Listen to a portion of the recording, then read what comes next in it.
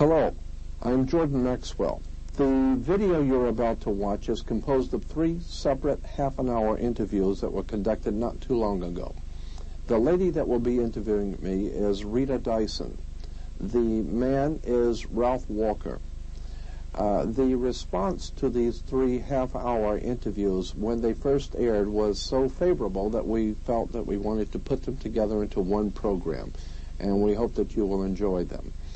And of course, we would be very happy to hear from you if you'd like to have some further information.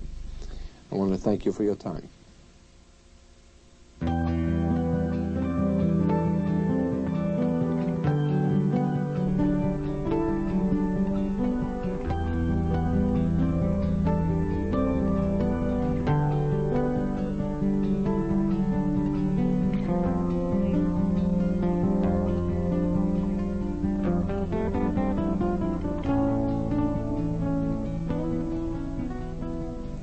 Of all the tyrannies that affect mankind, tyranny in religion is the worst.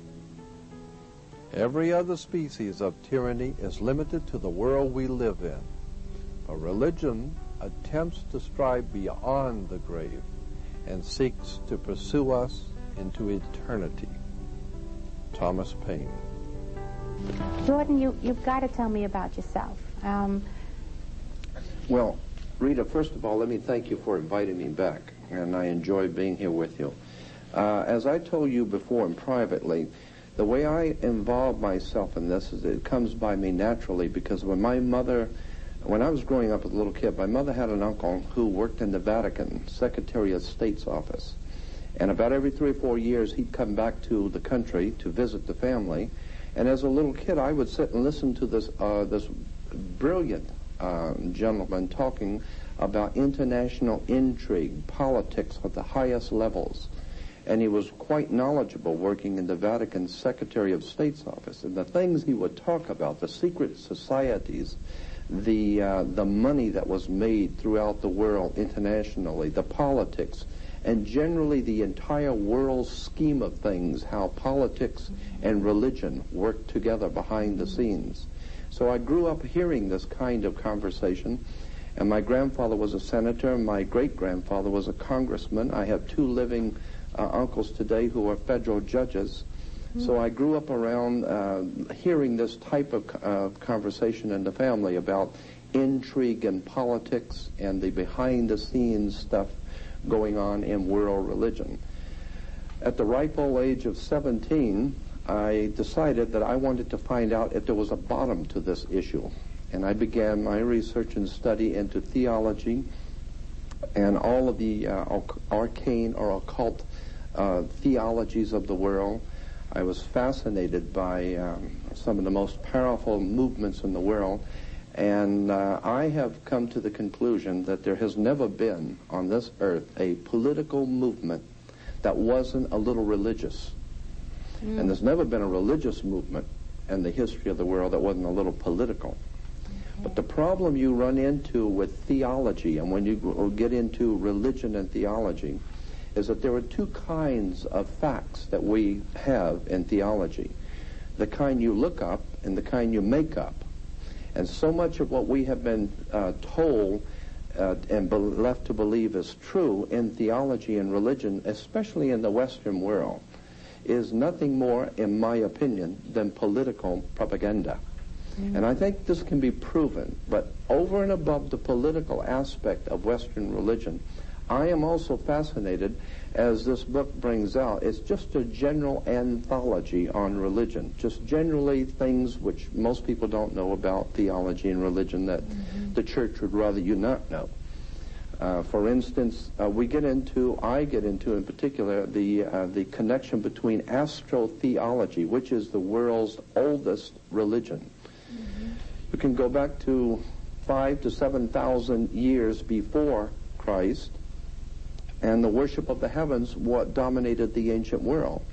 As I said, I don't believe that there are too many people today in the Western civilization who have really looked at where religion came from, where our ideas and concepts have come from.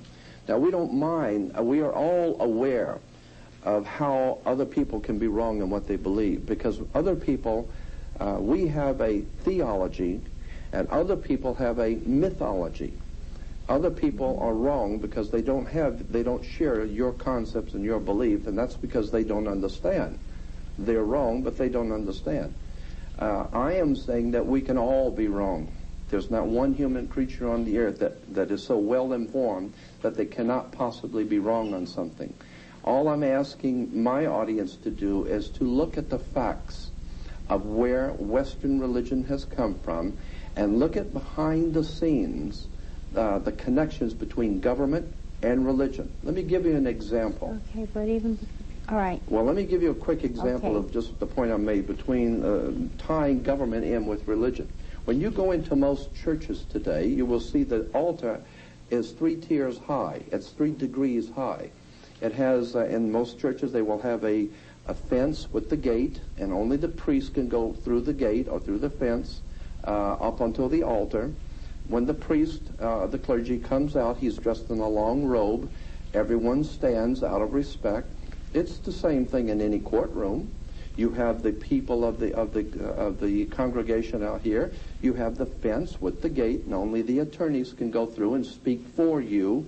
And the bench is 3 tiers high. The 3 tiers high in the church and courtroom stand for the first 3 degrees of Freemasonry. When the judge comes out, he's dressed in the long black robe, just as the priest is dressed in a long black robe, just as you will be dressed in a long robe when you graduate from university or college.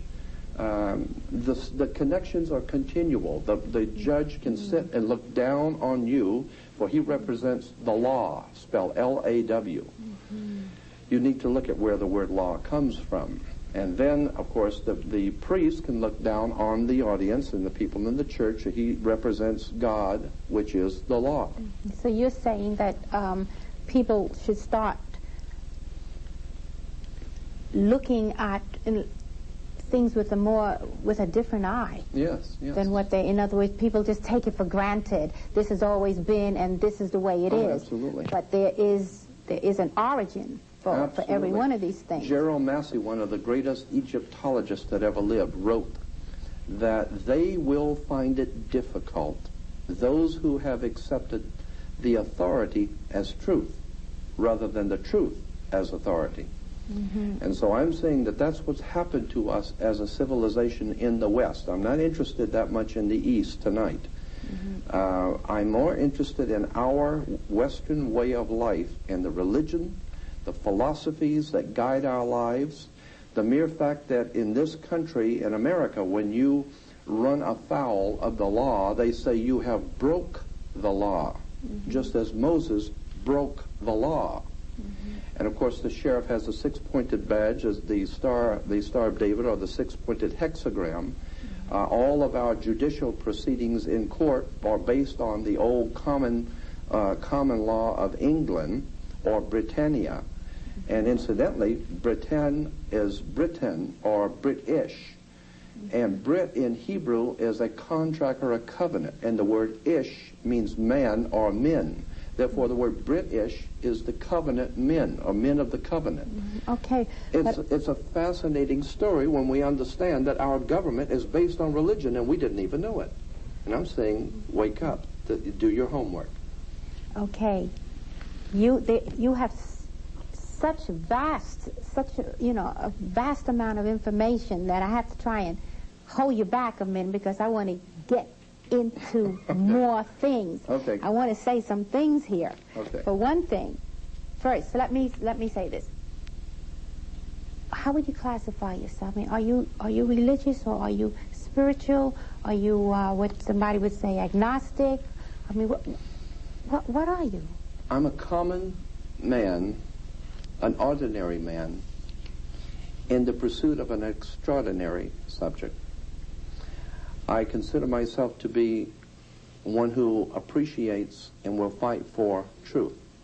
You are a truth seeker. I think that's probably the best way to term it.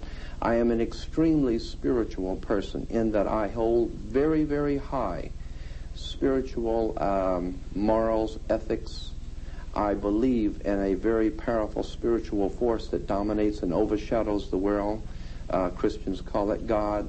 Others may call it something else, but I have a very high respect for spirituality. I have no time for religion as such. Anything that is organized by man, quite certainly, is not touching God. I think that we have a direct connection with our Creator, with that great spiritual God force in the universe.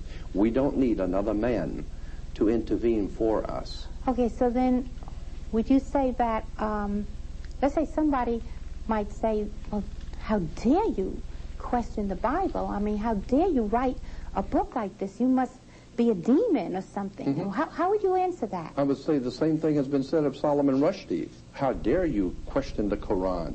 How dare you question the Karl Marx in the Communist Manifesto, or Mao and the Little Red Book of Mao? How dare you question authority? I'm saying that the man that we read about in the New Testament, the one called Jesus, if he taught us nothing, it was to question authority. Because anytime you give away your spirituality and your authority, and you do it yourself, you know, no one comes and puts your hand behind your back and forces you to give up your spirituality and your individual freedom and your right to be a human being and decide for yourself. You do that yourself, and when you do that and you give up your sovereignty to the government, to the church, to a religion, to a book, to a concept, to anything, you are enslaving yourself. All I'm asking the public to do is do a little research. See if what I'm saying is wrong, and judge for yourself. Mm-hmm. I'm not advocating. I'm not running for a political position. I'm not trying to start my own church. What I would like to see done as a spiritual revolution in this country, where people say, just say no. Just say no to organized religion. Just say no to organized government. Just say no to tyranny. I don't care where it is and what color it is. Bigotry, ignorance, ill-informed, stupidity. Just say no. From here on out, the point I'm making is that you need to do your homework. You need to study and find out where things came from. But what happens? What happens when they do find out? What happens to those who their whole life has been the Bible? There's so many people who have, the Bible is what keeps them going every day. What will they have to replace it? Ask the Russians in Russia today. Ask the Russians in Russia today, what is it like when you find out that you've been hoodwinked, that your government was not the most powerful, the most wonderful government on earth, and now it has totally collapsed? Now what are you going to do? You trusted, you brought up your children, you wasted your entire life, and you went along to get along. And now what happens? Your whole world is collapsing around you. And why? Because you didn't do your homework and you didn't stand up for what was right when you could have. You went along to get along because it was comfortable at the time, and now it's very uncomfortable. And I'm saying that that's what we all have to do, is look at the uncomfortable facts, that nothing is permanently on this earth. That nothing is permanently on this earth. No. Let's see. They have here Bible models, Bible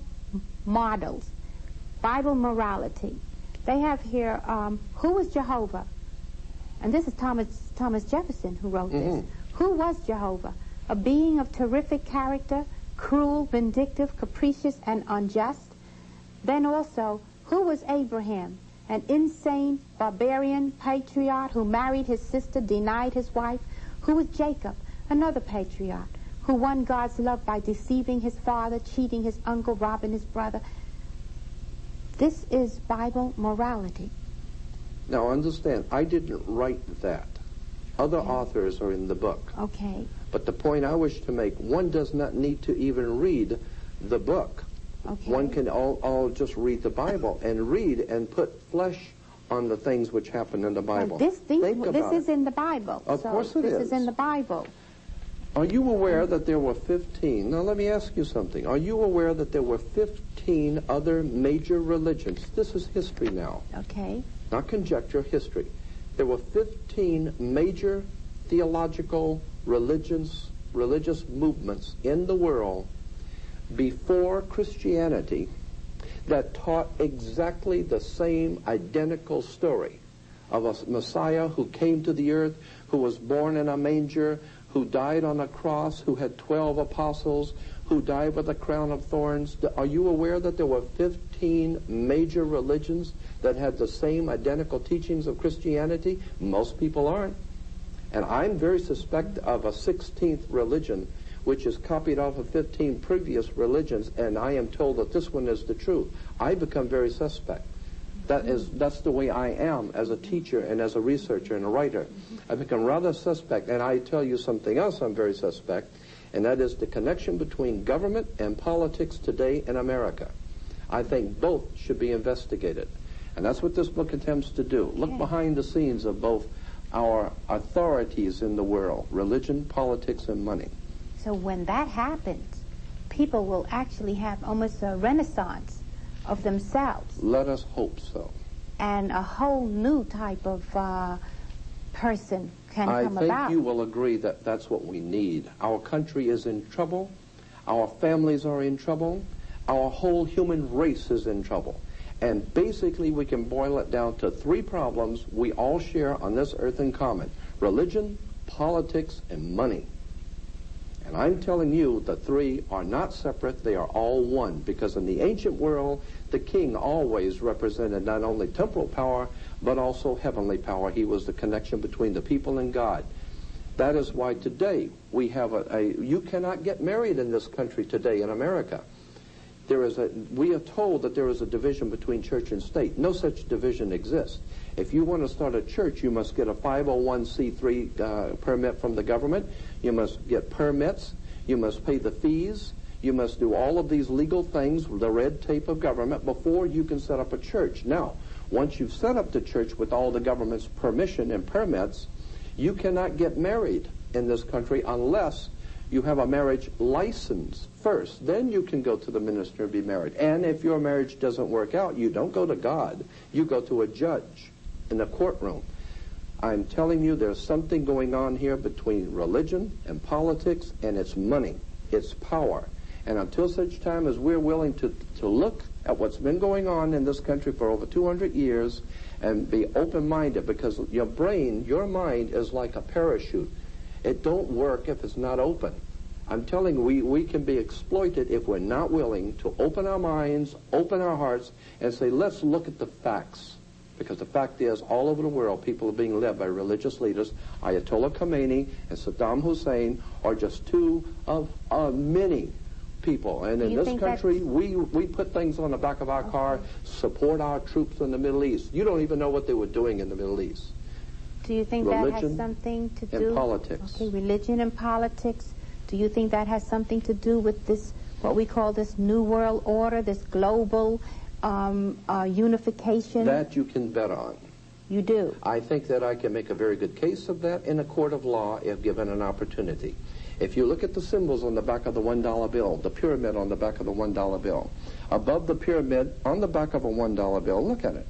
You'll see an annuit coeptus. Annuit coeptus in Latin means our enterprise is now a success, or our project is now a success. Look at the wording on the banner beneath the pyramid, Novus Ordo Seclorum. Novus Ordo Seclorum is new order of the world, the new world order. Why is an Egyptian pyramid on an American dollar bill? Are you aware of the symbolism going on here, like the Washington Monument in Washington, D.C.? You know what the Washington Monument stands for? It stands for the male erection. And it connects right down the waters of life to the Oval Office. The Oval is the female. The Washington Monument is the male. It has to do with religion. It has to do with sex. It has to do with political power.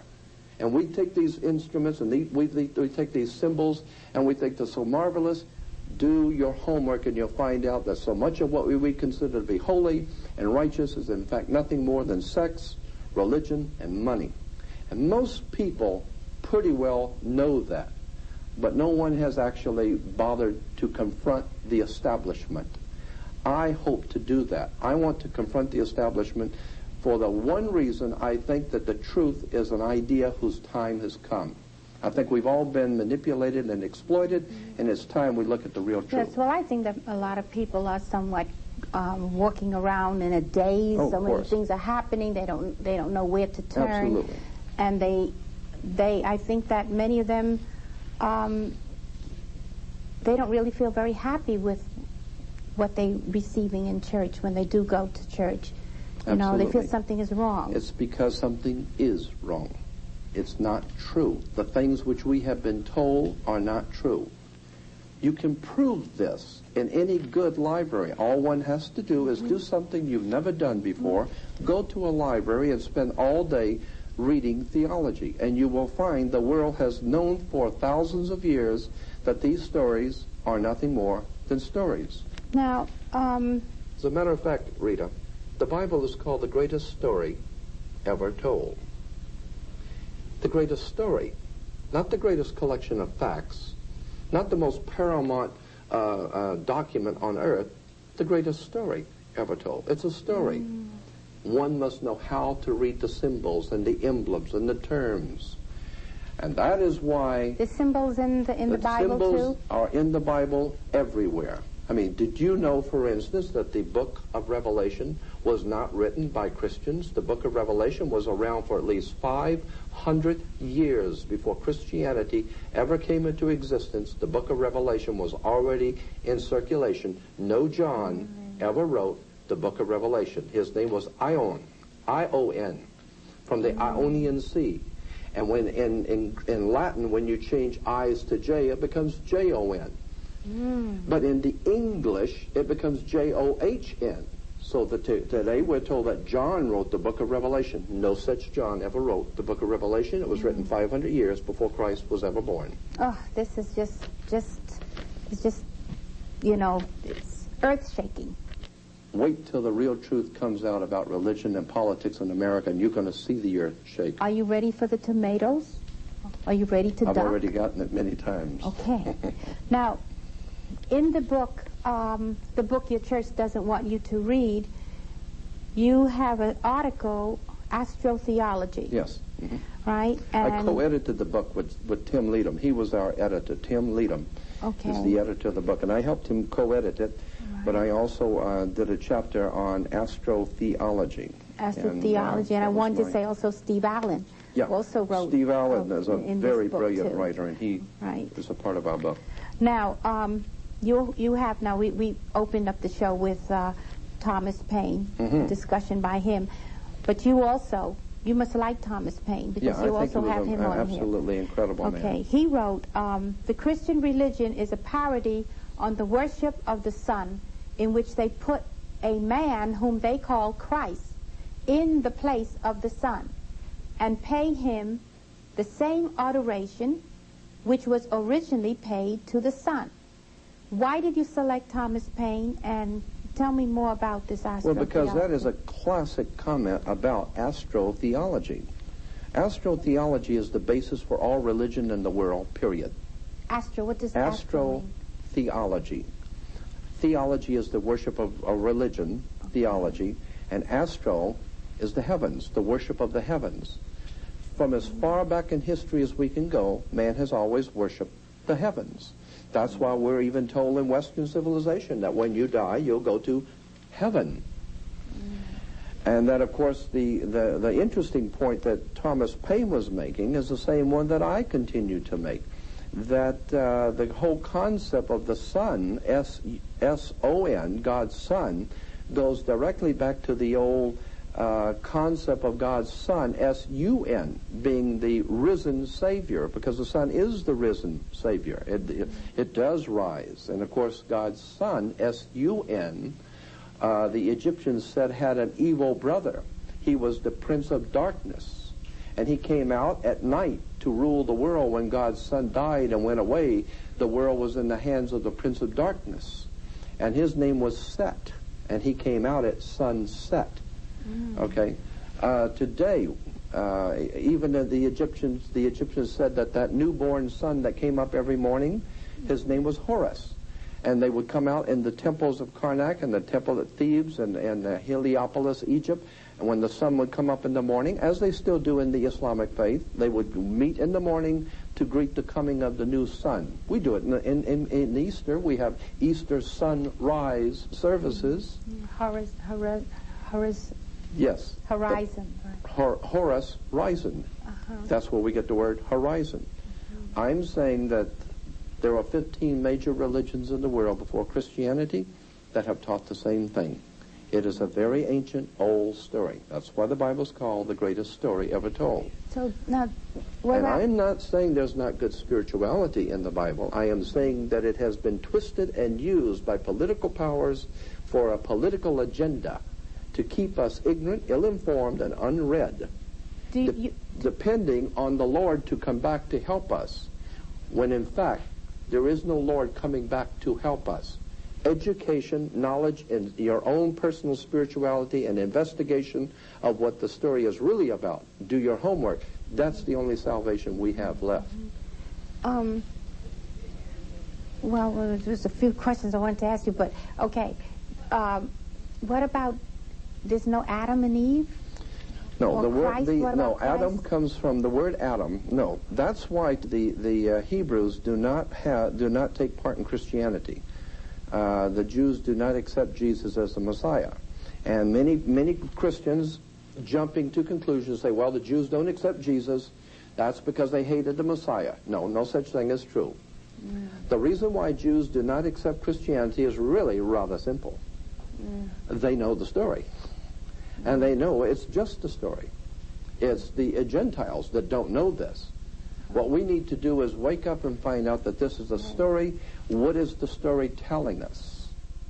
Now, in our last discussion, you were saying that the government, which says about separation of church and state, but that is not true. I don't believe that. The government is very much involved with religion. Yes.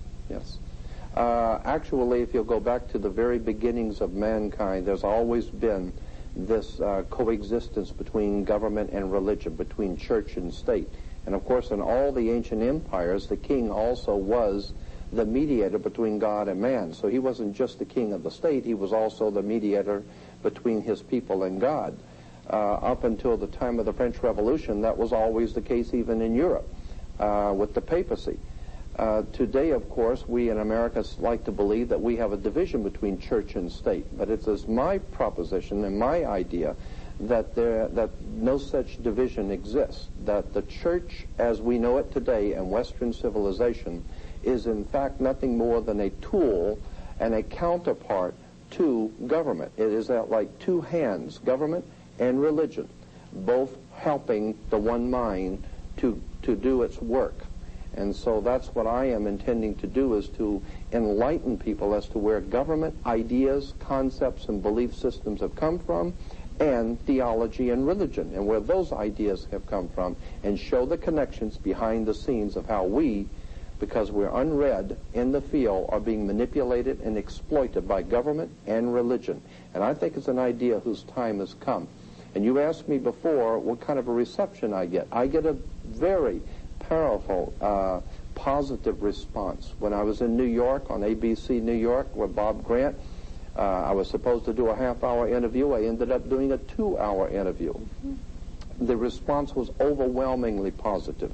Many people in our country know instinctively that there's something going on in big government, big business, big money, and big religion. And everyone seems to know that, but no one has, as of yet, gone into and brought out all of the facts surrounding religion and government in our country and the monetary and the money connection.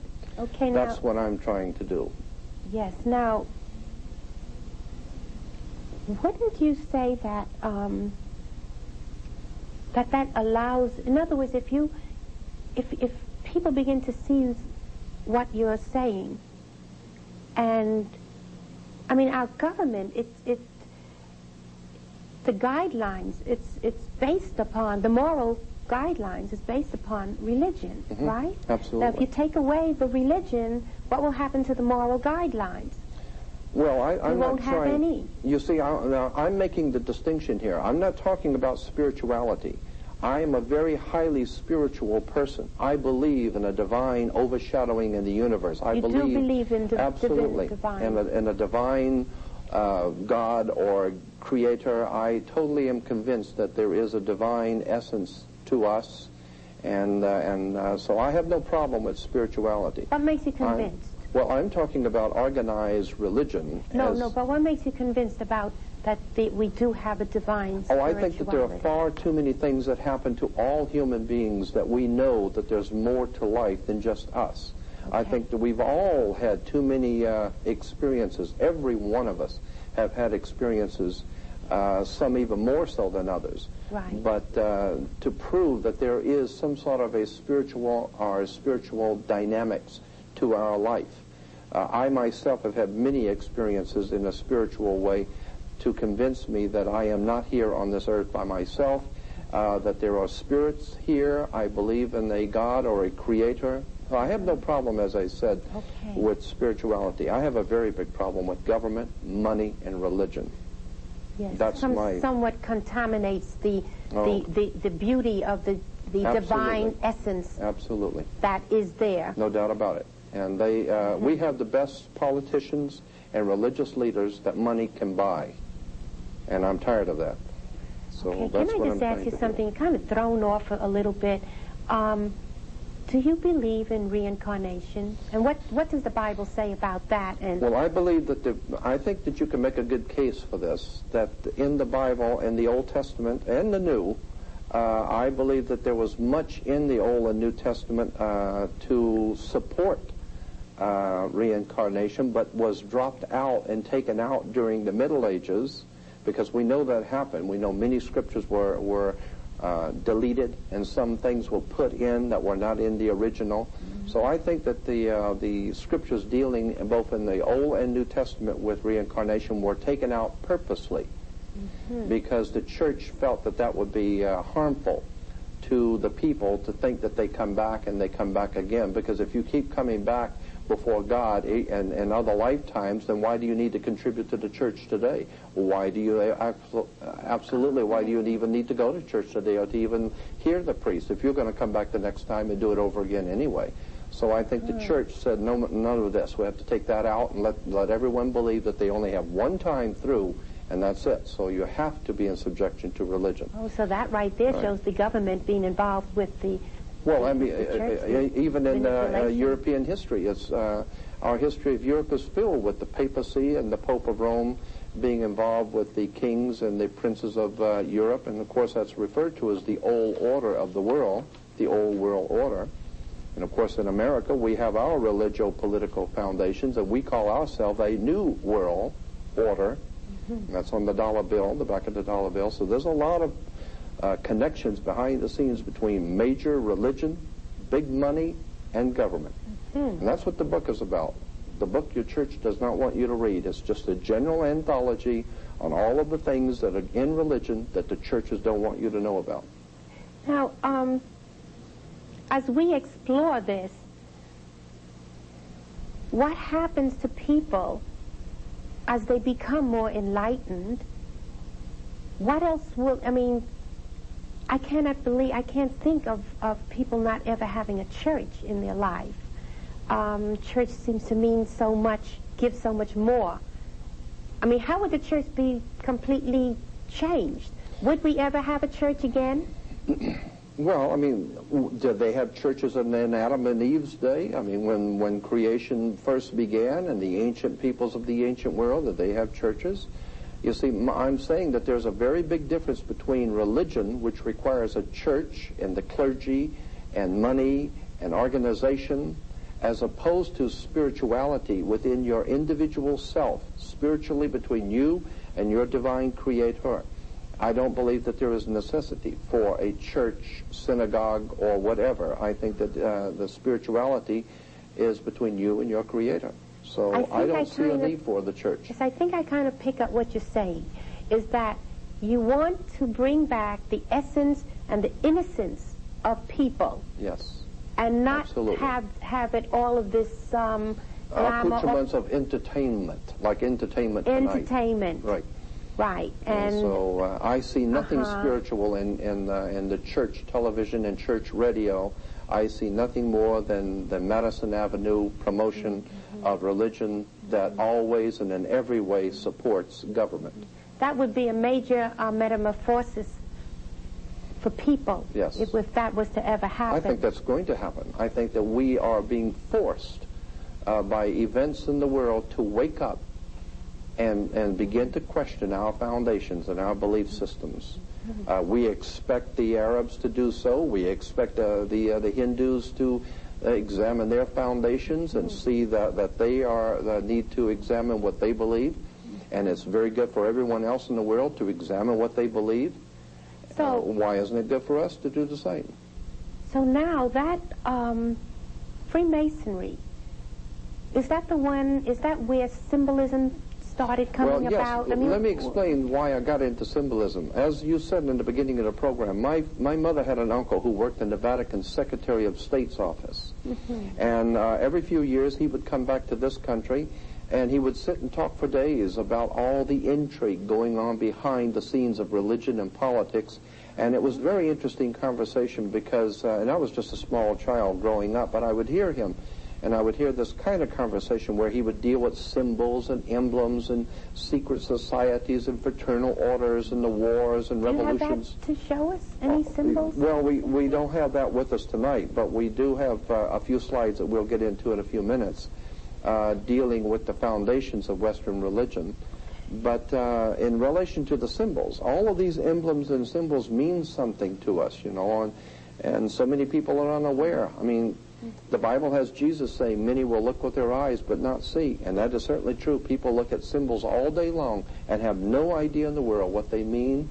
And symbols are very important. And if you don't think so, watch someone wearing a swastika go into a synagogue and watch the reaction that the Jews will have when they see the swastika.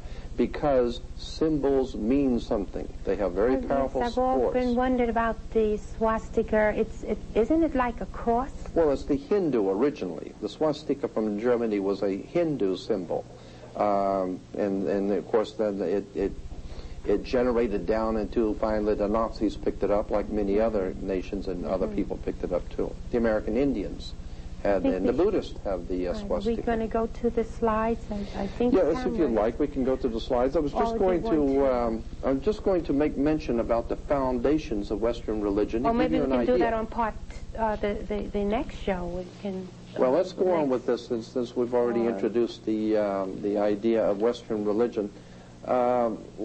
Of course, we know that the Western religion is based on a far older Bible, the Bible of the Old Testament. Even further back, if you'll go back into the most ancient history of the world, in the Middle East especially, you will see, as we will show you now, the volcano was one of the many things that were worshipped in the ancient world. The volcano was very important because it represented life and creation, and it had a sexual connotation. Wow. That's why today in most men's rooms in hotels or restaurants there will always be a triangle on the door. Triangle being the pyramid. Pyramid comes from the word pyra, meaning fire, and mid, meaning middle. Right. The fire of sexual generation is in the middle of the human body. That's why the volcano always represented sex, the coming of life and the fire of life that brings new life to the world. So the volcano was a very important symbol to the ancient people. We'll go to the next slide and we will see how, now here is the encyclopedia discussion of, and let's go to, we'll see it says the volcano, like any other impressive or fearful aspect of nature, volcano have become the objects of worship for human beings from the earliest Stone Age. Yet the original Yahweh, which is one of the gods of the Old Testament, the original Yahweh seems to have begun as a volcano god also. Mount Sinai, where Moses encountered him, as was the seat of the Midianite god, and in the Midianites' earliest homeland, he was identified with the local moon god Sin, which is where we get the name for the mountain in the Middle East, Sinai or Sinai. comes from the old moon god Sin, after whom the mountain was named. The appearance of Yahweh, as I said, Yahweh is one of the ancient gods of the Old Testament. And the reference work says, the appearance of Yahweh as a pillar of cloud by day and a pillar of fire by night. So that's the way the Old Testament God, Yahweh, appeared. And that was found in Exodus 13, 21 and 22. Now the word volcano, and this is important now, the word volcano, and let's go back to it, here it is. The word volcano comes from the Latin volcano god Vulcan, or Vulcanus, derived from the old Cretan deity Vulcanus. I want to repeat that, this is the most important, that the word, let's go back to the slide because I want to show that the word volcano comes from the Latin volcano god Vulcan. Okay, let's take the next slide. Now we're talking about the old volcano god. Let's go to the next one. Now here we have the pillar of cloud by day and the pillar of fire by night. We see the Israelites in the desert, and there's their God representation. And we'll go to the next slide now and see that in the middle, here's a reference work on Job 38. Now on the reference work of Job 38, it says, thunder is called in Hebrew kolath, or voices, for it is considered the voice of God. So here we have thunder, which is called in Hebrew kolath, or voices, for it is considered the voice of God. Let's go to the next one. Okay, there it is again. We're just saying the thunder is voices, it's considered the voice of God. Next one. Now, here in Job 38, we will go to the top one first. In Job 38:1, in the footnote, it talks about the storm. It says the storm, the clouds are God's tent. And let's see, it's gathered as the thunder, the voice of Yahweh. Now, if you can zoom in on that a little bit, we can see that clearer right there. So we see that God's tent are gathered as the thunder, which is the voice of Yahweh, roars. They descend and God shoots his arrows of his lightning. So we're talking about Yahweh, the God of the Old Testament, with his thunder and his arrows of lightning. And then beneath it we'll see on the bottom, in Hebrew it says, God thunders wonderfully. We can see the bottom line, can we? God thunders wonderfully. Can we see the bottom line? Yes. God thunders wonderfully with his voice. Okay, let's go on. So now we see that thunder and lightning is connected to the old volcano god, the god of the volcano. The next slide. Here we have, and we can zoom in on a little bit on the bottom, we can see that at Mount Sinai, Jehovah performed signs, the mountain trembled and smoked all over. Millions now heard in proof that what Moses had been made known in God's name was actually the Word of God. Now, if we'll back off, you can see that the Israelites are at Mount Sinai, and if you'll back off, you'll see that that is Mount Sinai is pictured here in the biblical text as a volcano. The next slide. Now here we have Jehovah. Let's go in and get that a little bit closer. So we can see that Jehovah led the sons of Israel to the mountain named Sinai, and there he gave them his law. Now look at the mountain, and you will see the mountain at Sinai, where the Israelites encounter Yahweh, Jehovah, is actually the volcano. Now let's go again to the next one. Okay. Now there we have the in the reference work of the Hebrew holidays, we have Rosh Hashanah and Yom Kippur, and the next slide. The next one we will see is another set of holidays with the Passover. And now on the bottom, we will see that, let's bring it in and a little bit closer on the bottom, and we'll see one of the holidays is the Feast of the Giving of the Law. So here's when Moses was given the law from Mount Sinai. Now let's go to the next slide, and I think we'll have a better picture of that. Okay, we'll back off a little bit. There it is. Now we're seeing that this is the Feast of the Giving of the Law, which coincides with the Feast of the First Fruits. Let's go to the next picture, which will bring that picture up a little closer, I think. And there we see the volcano again at Mount Sinai. So we're seeing that Yahweh, one of the different gods, one of the many gods of the Old Testament, was pictured here as the volcano god. All right, now we go to part 2, which is the closing part of this section of. Let's go to the next slide. We will see here now the.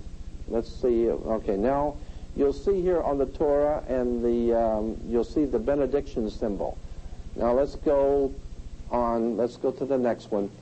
This is the rabbinical benediction symbol. That's the blessing symbol that the rabbis bless the congregation. Next one. Okay, now we see the high priest of Israel blessing, and you'll see the hands raised in the priestly blessing for Yahweh, the volcano god, or Vulcan.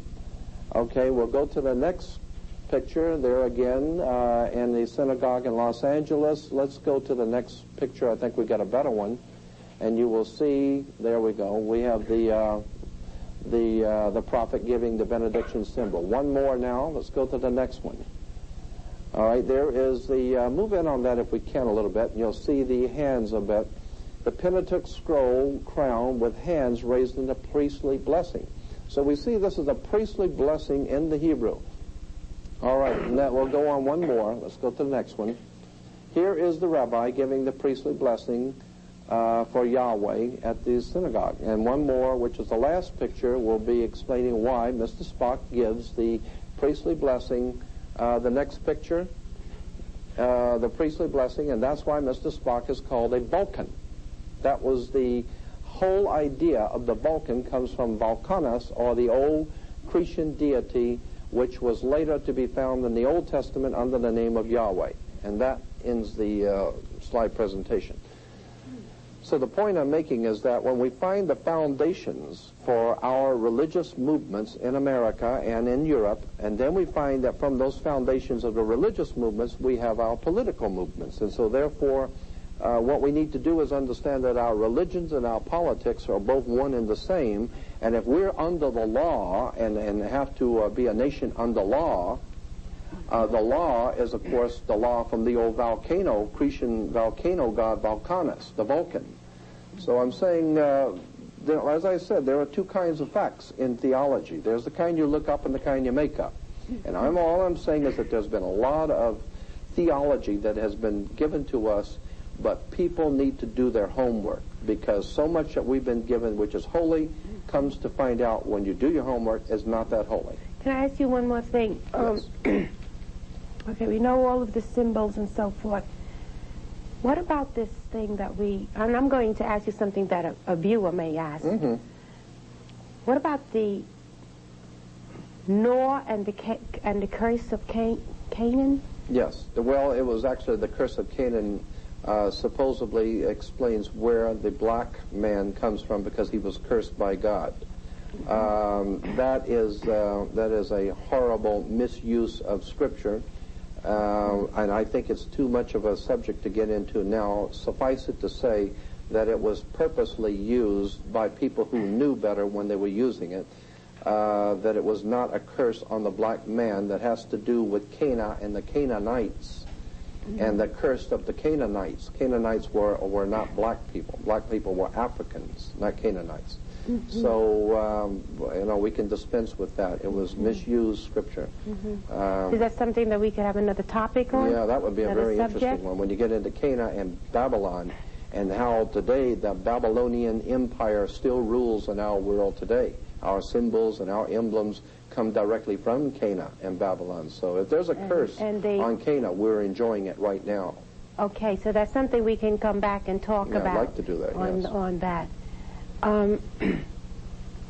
Okay, all right, so now you don't feel that this is going to, when you take this away from people? No, I think it is a privilege to educate and help people to understand where things come from. What's going on. Yeah. Okay. I am absolutely enthralled, and I feel it's such a treat that you have come to be with us and to share this information with us. The secret societies is a very profound subject, and it's one that most people just have never even looked at very closely. For something that is so powerful and so important in our day, the societies which control our country from behind the scenes, it's really important for us to understand how they got here and the symbols which are used. Symbols, occult symbols, are like letters of the alphabet. Put them together and they tell a story. But if you can't read the symbols, you don't understand the story. Okay. And so a classic example I'd like to bring to your audience's attention is like on the dollar bill. On the back of the $1 bill, everyone's has a $1 bill in their pocket, but very few people have ever looked at the symbolism on the back of a $1 bill. There's much talk going on today in Washington about a new world order. If we look at the back of the dollar bill, the $1 bill, on the left-hand side, you'll see the magic circle, and within that magic circle is the pyramid with the all-seeing eye separated from the body of the pyramid. And above the top of the pyramid, just above the eye, you have annuit coeptus, which is Latin for annuit means our enterprise or our project. Coeptus basically means has been crowned with success or is now a success. Therefore, annuit coeptus is our enterprise is now a success. Now, what was that enterprise? That's right. Now, the enterprise itself is beneath the pyramid, novas ordo seclorium. Novas is all Latin. Novas is for new, ordo is order, and seclorium is for the secular. Secular is like your secular job, your secular education, which means worldly, or the secular world. Therefore, novas ordo seclorium is new world order. A term that we hear quite frequently today. Exactly. Now, the interesting thing about this symbol of the new world order, why is it pictured beneath an Egyptian pyramid? Pyramids are in Egypt. Mm-hmm. And so there's a reason why Egypt has played such a very big part in America. America is, to the secret societies of the world, America is referred to as the new Egypt. And therefore our symbols are from Egypt. Like in Washington, D.C., you have the obelisk of the White House. The obelisk is Cleopatra's Needle. Known as Washington Monument. The Washington Monument is nothing more than the Egyptian Cleopatra's Needle. As a matter of fact, if you fly over Washington, D.C. and look down, and you have pictures in libraries of Washington, D.C. from the air, you will see that it is laid out in a tremendous pyramid with the Capitol building in the triangle at the top. There's the long waterway, which is the River Styx, which is out in front of the Cleopatra's Needle. And, of course, at the end is the magic circle, the Masonic circle. So it all has to do with ancient occult secret societies, fraternal orders, and their symbolism. Now, a question that some viewers may be wondering, why the writing, why is it in Latin and not in some African language? Well, why Latin? Because, that's a very good observation, because it is African symbolism, but Latin language, because the, how would you say, the new order was going to be made up of a white society, a white elitist society. And it would be based on the old mysticism and religion and philosophy of Africa, but it would be a new Africa or a new Egypt. So you're saying that new societies go all the way back into the Great Pyramid? Oh, yes, it goes all the way back, right. As a matter of fact, if you remember, the pyramids are made out of bricks. And those who work in the ancient world with bricks were called stone masons. And that's, of course, where we get today, the Masonic societies, or the Masons who work with bricks, so that almost all Freemasons realize that their fraternity of Freemasonry goes all the way back into the ancient world, into the first dynasties of Egypt, and all of their symbolism comes from Egypt. But what's important is to understand that today, in order to understand when the president says the New World Order, and you hear this term quite often now, let me explain to you what's being said when you hear the words New World Order. America is referred to as the New World. Christopher Columbus discovers the New World. Well, the Old World is Europe. And for almost 2,000 years, Europe has controlled the world. Europe has dominated the world. and Rome has dominated Europe. So for almost 2,000 years, Rome, or the Roman Church, the Roman authority of Europe, through their ancient houses, their fraternal houses, have controlled Europe, and Europe has dominated the world. Now, did the Crusades have anything to do with this? Absolutely. That's exactly right. That's why Steven Spielberg and the George Lucas movies with Indiana Jones and the Last Crusade. Okay. Of course, you can't understand the Last Crusade if you don't understand the first one. And it has to do with the Lost Ark, and that's why Raiders of the Lost Ark, the Ark of Covenant. And incidentally, in that Raiders of the Lost Ark, where were they looking for the Lost Ark? In Jerusalem? Yeah. In Palestine? In the Holy City? No, in Egypt. They were looking for the Lost Ark in Egypt because that's exactly where the Ark originally was, in Egypt. It was an African symbol. It was purely an African symbol, the Ark, and later on it was brought into modern use in the Bible. It was referred to as the Ark of the Covenant, but actually it comes from Egypt. It's a much older symbol. Mm-hmm. But anyway, if you think about the power base in Europe being the old world, Europe being the old world, and those powers that are behind the throne of Europe dominating the world, that was an order, like the Masonic order or an order of priesthood, the orders of, the fraternal orders. Now, as I reflect on history, several United States presidents belonged to the Masonic... Quite a few.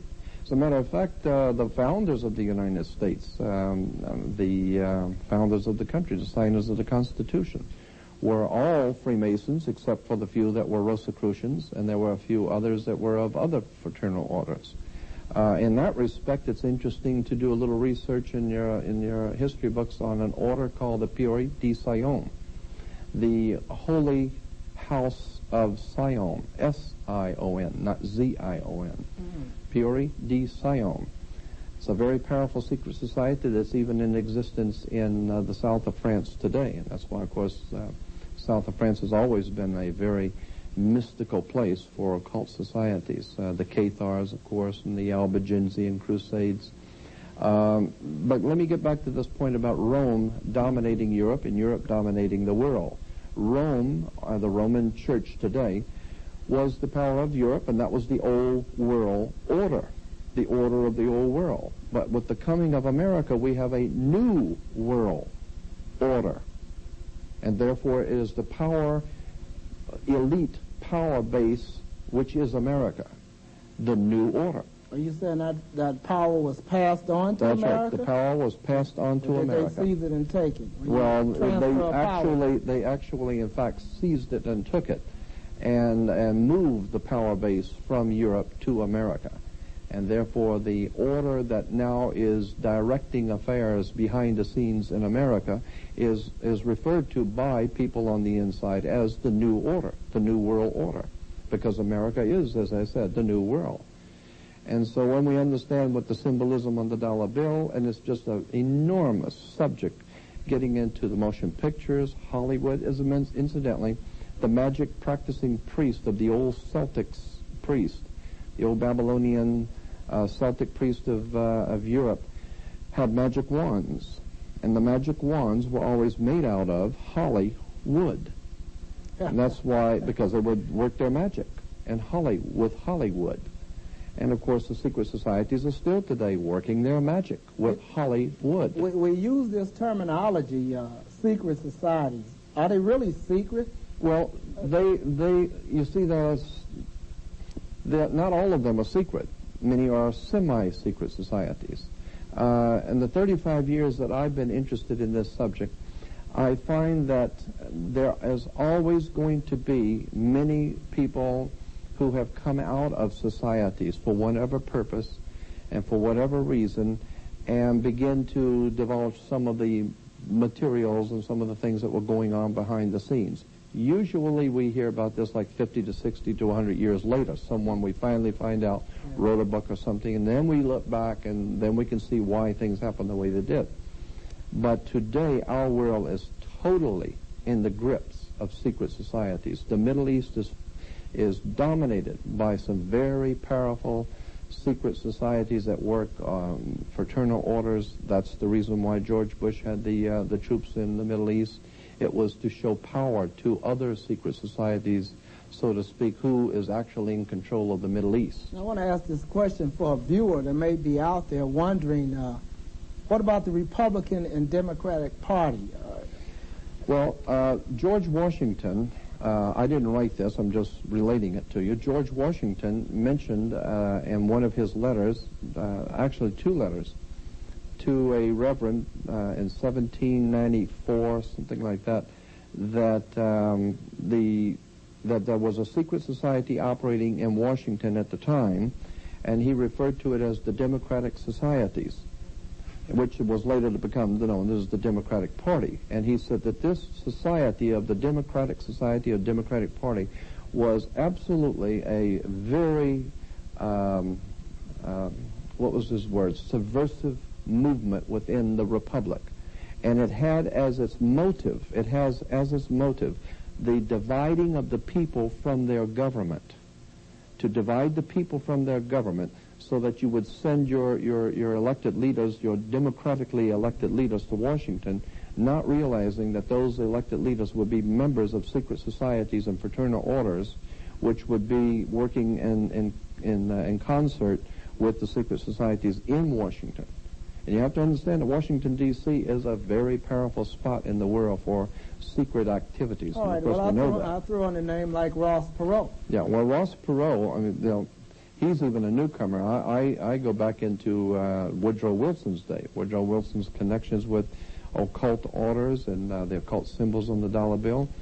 There's an interesting point about the dollar bill on the right-hand side with the eagle. Of course, the eagle is the old phoenix symbol of rising from the ashes of destruction, coming from the old Roman symbols, which even goes back even further than that. But above the eagle on the right-hand side of the dollar bill, you'll see 13 stars just above the eagle's head. 13 stars, and there are 13 cloudbursts around the 13 stars. There are 13 feathers in the wings. There are 13 stripes in the shield. On one side, there are 13 arrows. The other side, at the bottom, there are 13 leaves and 13 berries in the leaves. The pyramid on the left-hand side has 13 layers. Now, what is berries symbolic? Well, it's just the most important thing is the 13. Why is 13 so dominating the dollar bill? Because 13 is a very powerful, mystical number to secret societies because incidentally, our 13 colonies, the original colonies, were the reason why we didn't have 42 colonies. Why didn't we have 10 colonies or 127 colonies? Why do we have 13? Now, some viewer out there might say, well, 13 is an unlucky number. That's right. 13 is an unlucky number for you. That's the point. 13 is unlucky for you to use because it's a holy number. The 13 is based on Jesus and his 12. Jesus and his 12 make the 13. The 12 followers of Jesus were called in the Bible the cornerstones of the New World Order, the cornerstones. Jesus is twice referred to in the New Testament as the chief cornerstone the builders rejected, the chief cornerstone. The word chief cornerstone in the Bible is a Greek word, means the peak of a pyramid. That's what it means. So they're the top of a pyramid. Therefore, that peak of the pyramid is a chief cornerstone. And according to the old occultic understanding of the old Kabbalistic understanding of the Bible, that pyramid at the top with the eye is, of course, Jesus. The eye goes back to, of course, Horus, which was the sun in the ancient Egyptian. And, of course, today we have that eye on the dollar bill representing Jesus, or God's son. Now, do you know the person that designed the artist? Yes, the artist that designed, I'm not sure exactly who designed it originally, but that symbol on the dollar bill on the left-hand side with the pyramid has been in existence just as it is today, was in existence in 1774.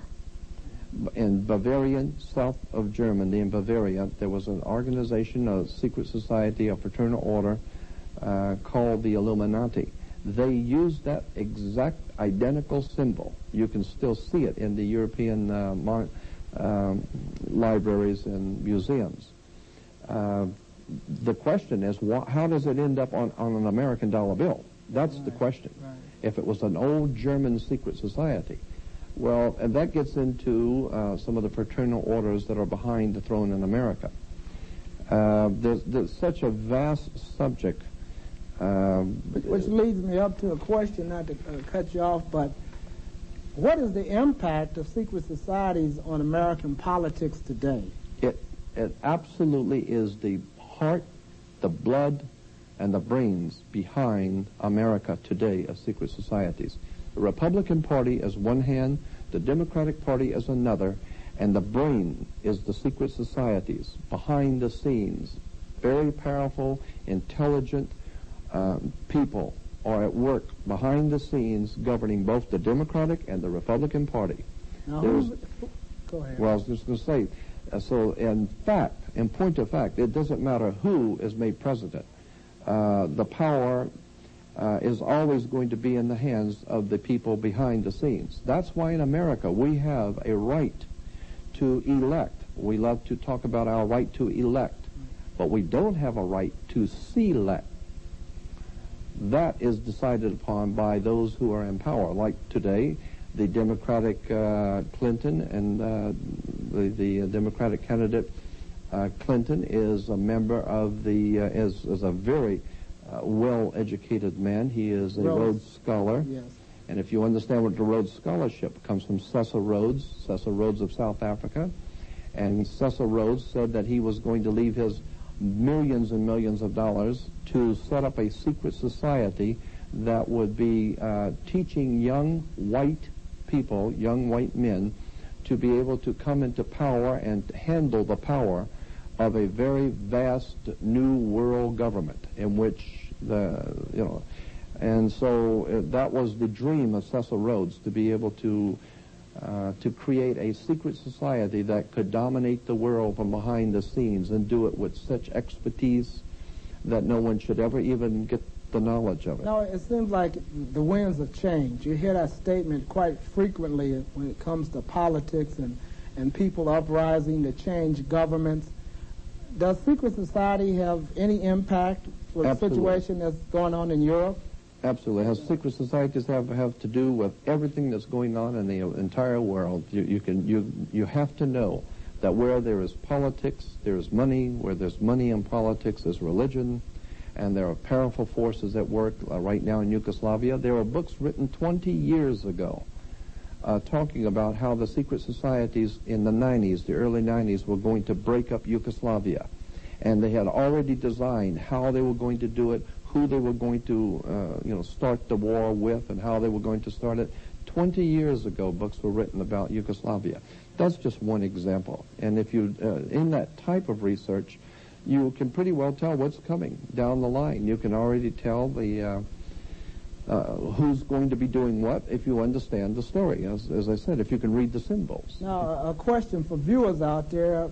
You're not just predicting doom. What can the American people do, or people that want to change? What can they do to expose these societies? Well, let me say this. I am directing my words, my work, what I do. I am directing my comments and my work only to a select people, only to select few. And that is those who really care about their lives, those who really care about the country they live in, those who really care about freedom, liberty. And I believe that the most important thing one can do is to educate your mind first, because that's where real freedom is in the intellect, spiritual and intellectual freedom. And without that kind of freedom, things you don't understand, things you don't know, not being able to read symbols, that's where they have you.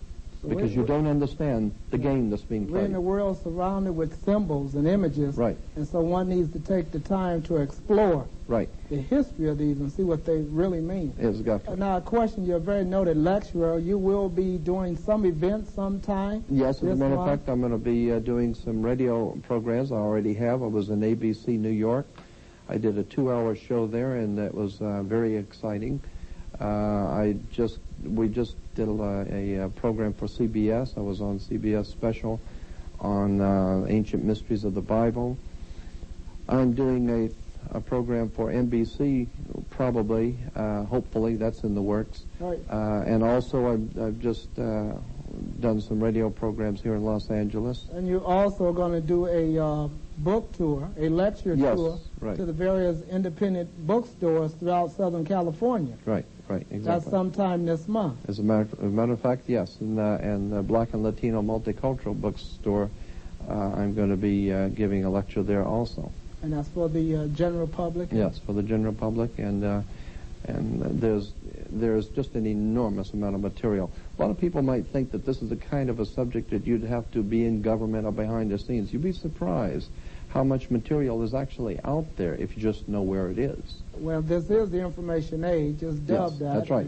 We're living in the information capital of the world. Right. I should say most of the information that you probably acquired, you got right here in the United States. Oh, sure, absolutely.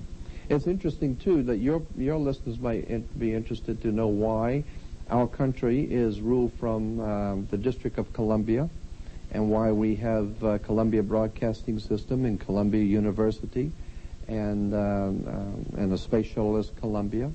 And, of course, the Columbia Broadcasting, CBS, Columbia Broadcasting Television, has the symbol of the all-seeing eye, the eye on the dollar bill. The United States is ruled from the White House, not Black House or Brown House, but from the White House. And England is, of course, ruled from the White Hall, which is like the Masonic Hall, the Lodge Hall, or England's government comes from White Hall. America is from the White House. So they're symbols and emblems, and they mean something. And I might also interject this. This I consider to be very important. When the new King of England is crowned, Prince Charles is made king, listen to the words that the Archbishop of Canterbury will say to the new king in his initiation ceremony. He says that the King of England is taking this position of king for Jesus Christ and ruling for Jesus Christ, ruling for Jehovah on God's throne. And that is why God's kingdom is represented by the United Kingdom. The United Kingdom is God's kingdom. And, of course, Rome has a terrible dispute with that. Rome had a dispute with England being the center for God's kingdom, or the United Kingdom. The Pope felt that he was the vicar of Christ. And that was the basis for 2 world wars that we got involved in, as to who and what secret society was going to be dominating the world.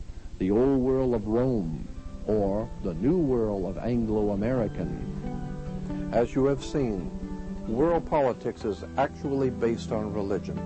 And a very good place to begin your research would be The History of the Christian Religion to the Year 200, 556-page hardback in limited supply. And a most exciting book called Symbols, Sex, and the Stars. This is one of my most favorite books.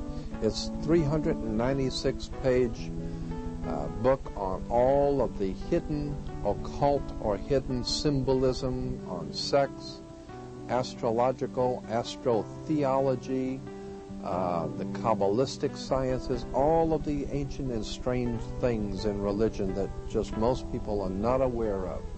This is a 396-page blockbuster book. It's been reprinted by the Book Tree, and I highly recommend it. And also, I am producing a new video based on this book. This book is so sensational, I'm basing my new video on this book, Symbols, Sex, and the Stars. You don't want to miss this one.